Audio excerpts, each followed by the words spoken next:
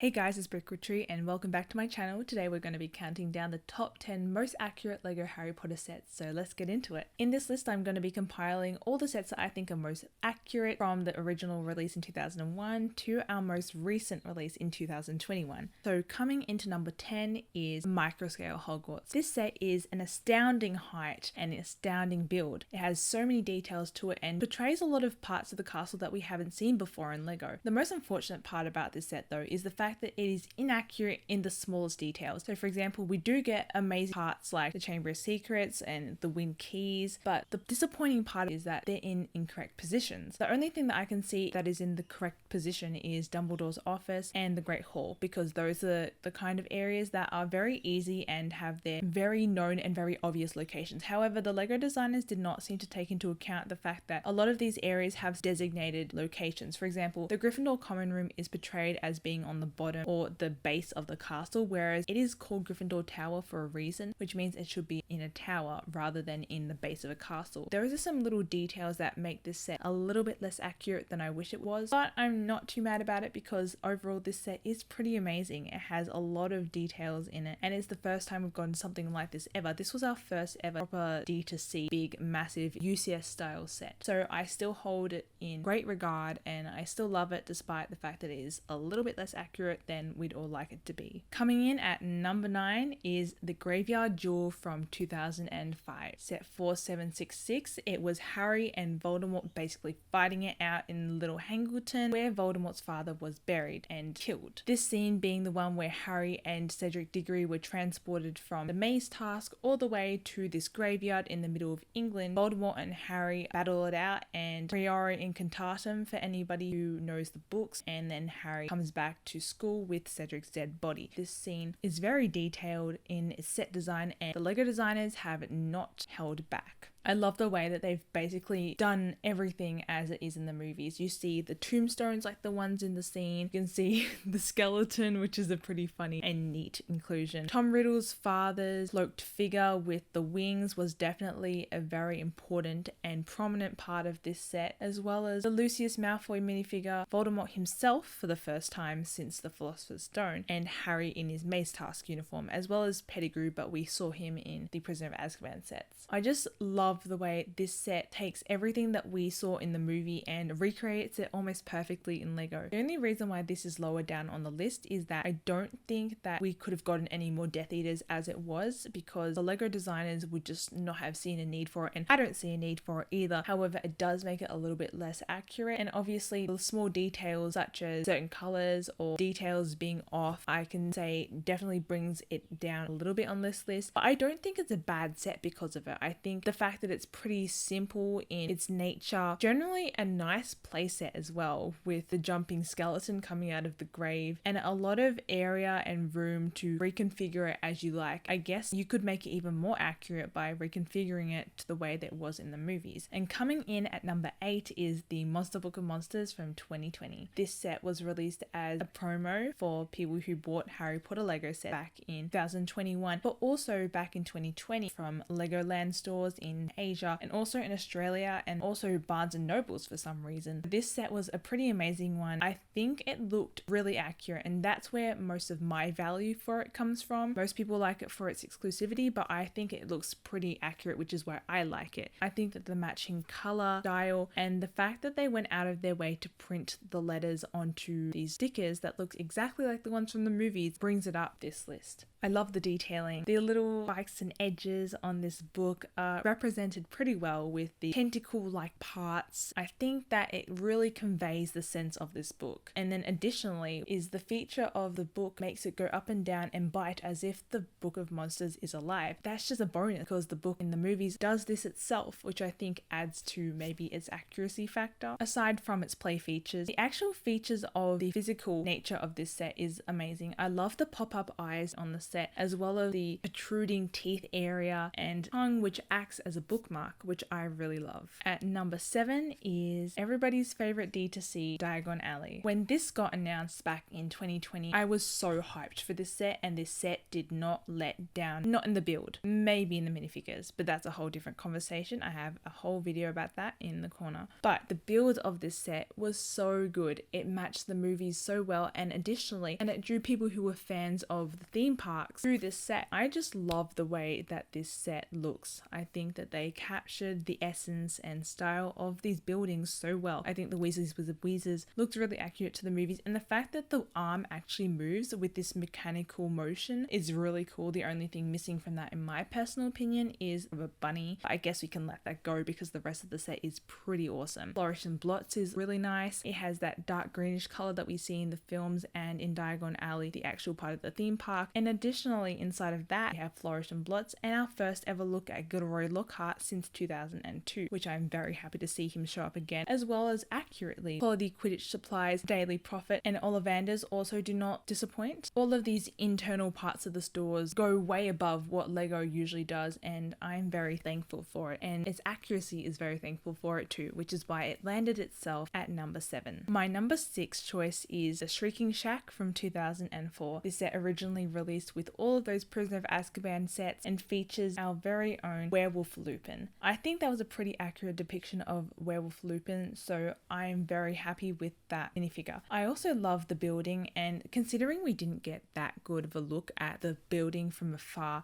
and from its facade at its exterior as we mostly get its interior, it is very well designed considering. We get one look at it from this scene in the movie where Ron and Hermione are looking at it from afar from Hogsmeade, and the designers have just gone with that little snippet we got there and ran with it. And we get essentially a carbon copy of what we see in that scene in this Lego set. I love the way that they have put all the snow on it. It makes it look so realistic and very accurate to its portrayal in the movies. And additionally, the interiors, though very lacking, they do include a bed, which I like because the bed was a prominent part of that scene, so I definitely do not have enough to complain about with that. Although considering it's not very detailed interior, I don't really have much that I could even pick apart with that one, which is why it kind of brings it down on this list a little bit more. At number 5 might be a surprising one for you guys out there, but I have chosen Expecto Patronum from 2019 set 75945, and it is the one with Sirius Black, Harry, and the Patronus and the two Dementors. A strange pick in my opinion, but I went with it anyway because I don't think there's any other way they could have made this that much more realistic. Now I'm just gonna say one thing that's a bit off is the scale of the trees. Obviously Lego's not going to give us giant trees considering this is such a cheap set, but they did what they could with what they had. I think they did a good job. Also, I like the way that they did the difference in the water and the ground with Sirius Black lying on it, because that is basically what it looks like in the films, and I definitely cannot find anything to fault with that. I also like the fact that they included the Patronus itself, because we do see it briefly in a number of scenes, as well as Harry actually casting this giant shield-like spell, which is also Expecto Patronum, and we get a little piece for that as well with this circular flat-ish piece. Although I do have a bit of a gripe with that. I feel like they could have given us a bigger piece, although that would have brought its own whole bunch of problems with it. I reckon it might have made it too hard for Harry to stand up and probably caused him to tip over it if it connected to his wand. But I do think they did a good job with what they had, and we could have gotten tens of millions of Dementors with a scene like this, so I think giving us 2 was good, especially for the price point and piece count. Number 4 is a strange one for me again, because I recently built this set and I enjoyed it, despite the fact that I'd never been that big of a fan of vehicles or anything like that, or even this set in general. But when I built it, I was pleasantly surprised, and so I've decided to put it up high on this list because I think that it just exceeds expectations. So this set is the Beauxbatons Carriage Arrival at Hogwarts set 75958. I love this set. I think the colors are absolutely gorgeous, and the inclusion of the Pegasuses are a nice surprise. The fact that we actually got a reliably accurate minifigure in Fleur Delacour, considering all of her other versions don't have the same face, is a very weird one. I'm glad we do get a set where her face is accurate for at least least one, and that happens to be this set. I have a few gripes about this set, but they're only small ones, and they're mainly just nitpicks, like Hagrid being in the set with his spotted tie. In this set, Hagrid isn't wearing his regular outfit, and they've decided to give him his Yule Ball outfit, which is a strange choice, although I can understand where they're coming from, considering they wanted to give Hagrid a bit of variance in his style, which I appreciate, much appreciate that. And also because Madame Maxime comes in this set, and Madame Maxime and Hagrid dance together at the ball, and they kind of have this thing going on, so it makes sense that he's there in that outfit, but it doesn't make sense in a canonical point of view. I love Maxine's outfit. I love the Fleur Delacour and Gabrielle Delacour's torsos for the Beauxbatons uniforms. I think they look really great. I love the detailing on the torsos, just the way the fabric appears to fall and everything. I love the printing on it. I think it looks gorgeous, and I can't rave more about the hat hair piece. It looks so good, and it looks really accurate too. I'm glad that they decided to include that. I'm so glad. And then this scene also shows us some really cool features. First off, the LEGO designers had very little to work from for this set. I have some screenshots here, so I'll put them up. They had basically 5 seconds of footage to go off of to design this set, and they did it pretty well in my opinion. The color palette taken directly from the movies, the style, the look, everything about it. It's like they just took it and turned it into a LEGO set, which is what they did. They have the gold tires, the gold detailing, the gold lantern, the baby blue, and the red. I can't rave more about this because this is one of my new favorite sets now. Also, a cute little Easter egg that we see here is this bottle that Hagrid is holding. Now, I believe this is meant to be the single malt whiskey that Madame Maxime insists that Hagrid feeds to her horses, or Pegasuses. Love when the designers add details into sets like this when you don't really expect them. And moving on to our third place. In third place, we have Rivet Drive from 2020, set 75968, and this set is one of the most accurate on this list. And I say that because it's at number 3, but I also say that because if you put them side by side, I think that you'd easily be able to tell what it was. The only gripe I have with this set's exterior is the fact that it does not have the garage. The garage is kind of the big part onto the side, the right side of the build you see in the movie, and it's kind of discluded from this set. Now, I can understand why, but it does look a little bit empty without it. Aside from that though, I think the actual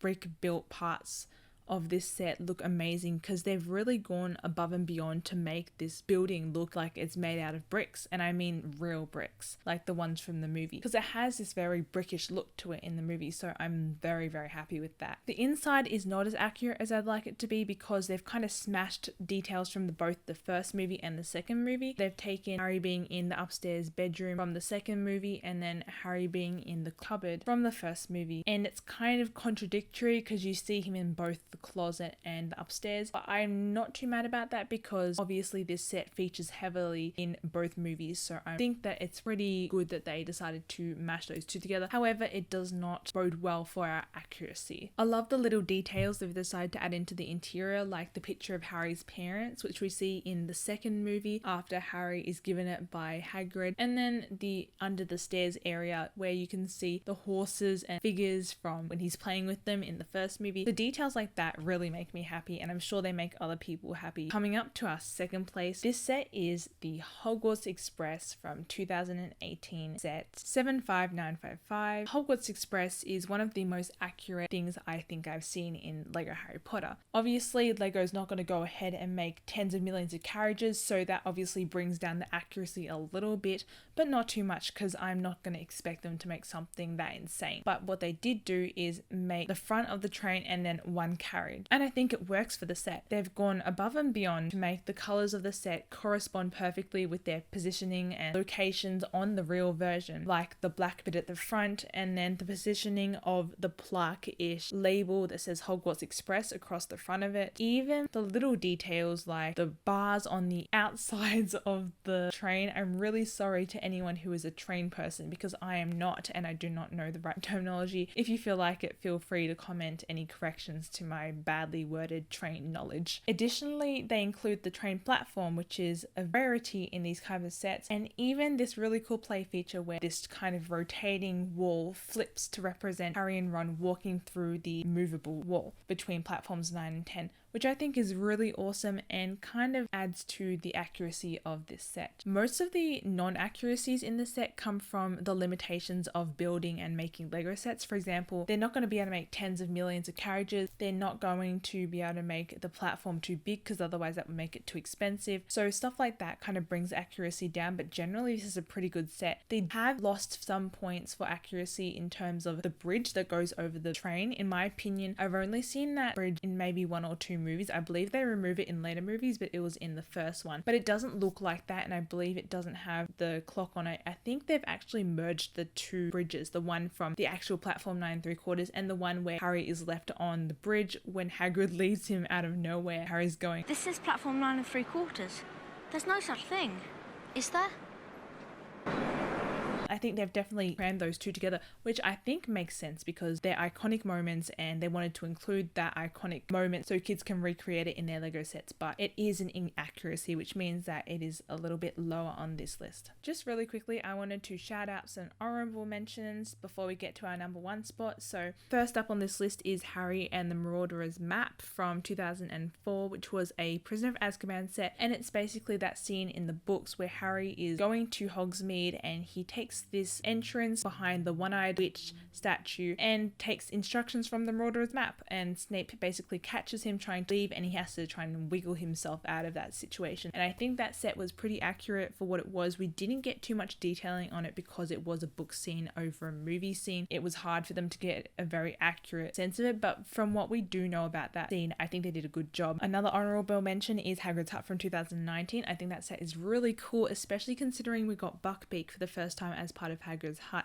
and also the pumpkin patch, which using those pumpkin pieces I'm very happy to get in orange, as well as the fact that we got 2 additional figures. We got McNair, who was the executioner and also a Death Eater for anyone who didn't know, also Fudge, the Minister of Magic, and I love that they included those characters in that set, and I love how accurate this set is, except the fact that it's basically been cut in half. They've cut in half Hagrid's Hut for the playability, which makes it not so accurate. Another honorable mention is the Forbidden Forest Umbridge's Encounter from 2020, and I love this set for its accuracy. I think Umbridge looks perfect. I think she's one of my most accurate minifigures in my opinion. The inclusion of the 2 centaurs I think was pretty neat. I love the fact that they included those. The only thing that makes this set not accurate is I think that Grawp doesn't look too much like his movie appearance. It doesn't quite convey movie Grawp as well as I'd want it to, but overall still a pretty accurate set.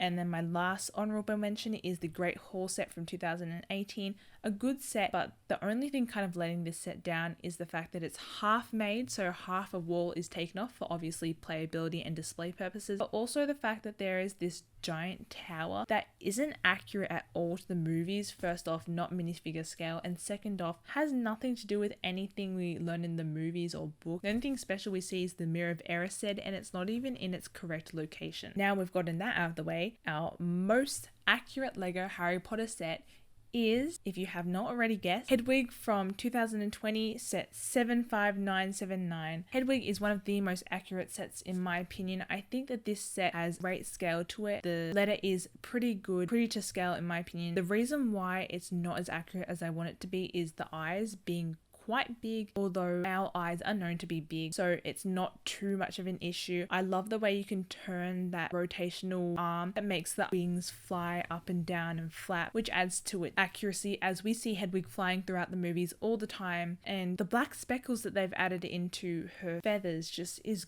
gorgeous. It matches her movie appearance so well. Her only gripes really are the scale of things, like the scale of her wings and then the scales of her eyes compared to everything else, or might I say the proportion. So generally this is a really accurate set. Included with this buildable Hedwig figure is Harry and a small minifigure sized Hedwig. They just changed out his hands for these blue ones, which matches his movie appearance where he's wearing these gloves, and I love the fact that they included that. It wasn't necessary at all, but I think it works well and a cute little reference to that part of the movie. Anyway, that is my list. Please let me know what you thought of my opinion. Obviously we're not all going to agree on the same things, so let me know in the comments if you have any disagreements or what you agree with or what you would have put where, and please subscribe if you haven't already for more Harry Potter Lego videos. Like and comment on this video, and I'll see you guys later.